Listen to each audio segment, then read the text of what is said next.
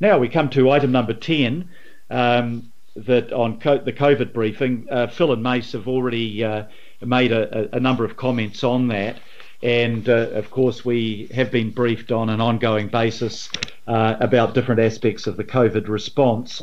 I just want to, however, to pass on a couple of things to councillors. I've got in front of me a letter from the Canterbury Mayoral Forum, and I thought it only appropriate that I should just read the relevant sections.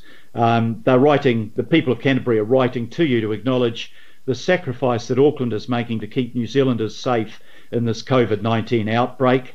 Goes on later, we do not underestimate the financial, social and welfare issues Auckland's people are facing, and recognise that it will be harder in recent days as you watch the rest of the country ease restrictions to a lower alert level. And then the last one that I'll just, part of it I'll read out to you. Please rest assured that we do not take Auckland's commitment and sacrifice for granted. We sincerely appreciate the example Aucklanders are showing to the rest of our nation in these most challenging times. So I've taken the time to read that out because I thought it was a nice gesture, a lovely gesture from people, you know, on the other side of the country from us in the Canterbury region, to acknowledge that Aucklanders had been doing it hard. Secondly, I've just got to say it's fantastic that we've got 300,000 Aucklanders now back at work, which I think the government's decision, guided by health advice, but taking all factors into consideration to take us back to level 3, it headed off some pretty sad situations that were developing with pressure on people's incomes, both people in the workforce that weren't able to work, businesses that weren't able to get revenue but still had outgoings, the pressure on isolated people that were living at home. And the feedback that I was getting was that Aucklanders were ready for this. And we say that's great, but we say that's great with a huge amount of caution. 23 was it cases yesterday, or 24. This is still active in the community. The Delta variant. We still need to follow the rules. We still need to take the precautions, and most of all, we need to be vaxxed. And can I just say on that, because from time to time on council we all criticise the media, but I think that NZME are doing just a fantastic job promoting the need for the country to be vaccinated. And I want to say publicly, great job by the Herald in particular in leading the charge and getting the information out to people about why it is so important that everybody gets vaccinated. One other thing, I've sent out to councillors a letter that follows up a series of approaches I've made to government over recent weeks about the need to have permanent MIQ, or at least long-term MIQ facilities outside the city, certainly outside the inner city, maybe on the fringes of the city, maybe out on vacant land by the airport, but fit for purpose quarantine facilities, because we're going to need those facilities, I think, for years to come. And notwithstanding all of the efforts that have been made and the good work done by the police and the Defence Force, we know that facilities like hotels that aren't built for purpose do have the risk that the COVID virus can spread from those facilities to the community. So I've put that formally in writing to the Minister responsible for COVID, for the COVID-19 response, and I'll share his response with you when I get it back.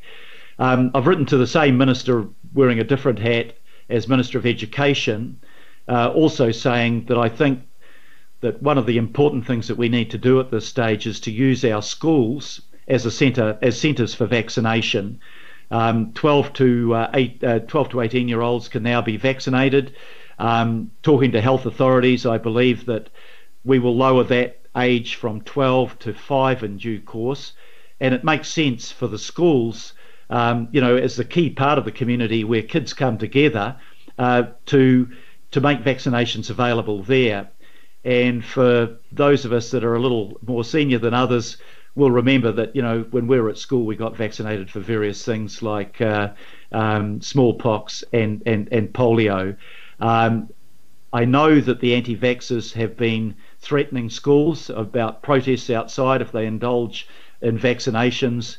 And my view to the minister was they may be loud, but they're very small. They are full of misinformation. They are irresponsible, and we should dismiss the views of those groups that might be standing in the way of some board of trustees agreeing to schools having a vaccination program.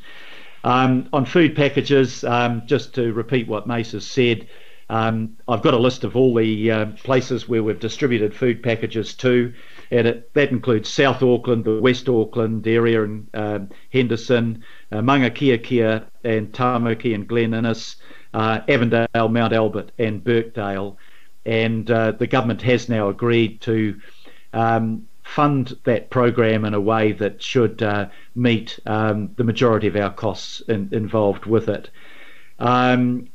Other than that, just need to say that at a certain point, I think, and the government is now acknowledging this, is that even before COVID ceases to be a threat globally, we are going to come back to a situation that is reasonably normal, without lockdowns and with controlled but open borders.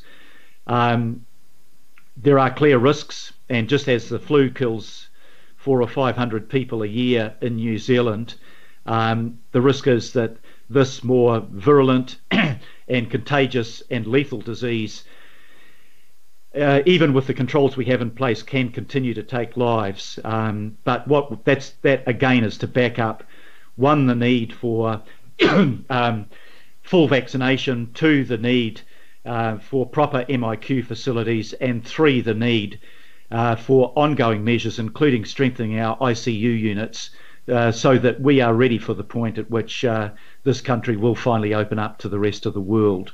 So those are just some general comments. Happy to take questions now, but we have got quite a long agenda. I think we've got 23 items on our agenda, so I'd prefer if we could keep this session reasonably contained. First question is in the name of Shane Henderson. Thank you, Mayor. Just really quickly, because I know we've received a memo on this, but I'm getting a lot of inquiries from the community around library use in level 3 and whether we would be looking at click and collect or deliveries of books. So yeah, like I said, I know we've got a memo on it, but I'd like to kind of get it crystal clear so that I can relay that to the community. So did we look at this, and what was the result? Mace, that might be your question. Thank you, Your Worship, and kia ora, Councillor Henderson. Click and collect was considered. The issue is the surface of those books during click and collect for level 3. But as you're aware, I think the use of ebooks through the Libby app has escalated to be quite high. And in alert level 2 Delta, libraries will all open at once. They won't be staged as we did in 2020, with 2 metre distancing and no limit in the libraries. So I hope that helps. I can also get Miller Edmondson to call you if that's necessary. No, that's fantastic. Thank you, Mace. Thank you, Councillor Henderson. Councillor Coombe, yeah, look, I'm happy. I'll get my office to distribute the Canterbury Region Mayoral Forum letter. I think it'd be good to have that out there. In terms of the agencies, I just want to check with Phil Wilson. I've got the list there that I can share with people. I just wondered if there was. I want to double check with Phil Wilson first that there's no confidentiality around the list of food bank groups that have received support from us. If there is a sensitivity, I'm happy to share it with individual councillors that want it, but maybe not table it. Phil, can you comment on that, please? Your Worship, not to my knowledge, doesn't contain personal information, but if it's useful, I'm happy to have a look at any documents before they get appended to minutes. Okay, well, what I'm suggesting is that I would circulate to councillors is the COVID response update to me dated the 22nd of September, and that has on it the food banks who have received and the number of packs they've received from us from the start of our program till now. So if you can just have a quick look at that, I think that probably comes from your group, and if there's no problem, I'm happy to circulate that. So if you can come back to us, and if that's okay, I'll circulate both documents, Pippa. Councillor Stewart, you'd like to move the recommendations? I'm happy for that to happen. Do I have a seconder, please? Maybe Wayne Walker as Deputy Chair of the Happy to second. Okay. So if there's no other questions or comments, I'll put the recommendation that we received the report and thank Phil and Mace for the update. All those in favour, please say aye. Aye. To the contrary, no. Carried. Excellent.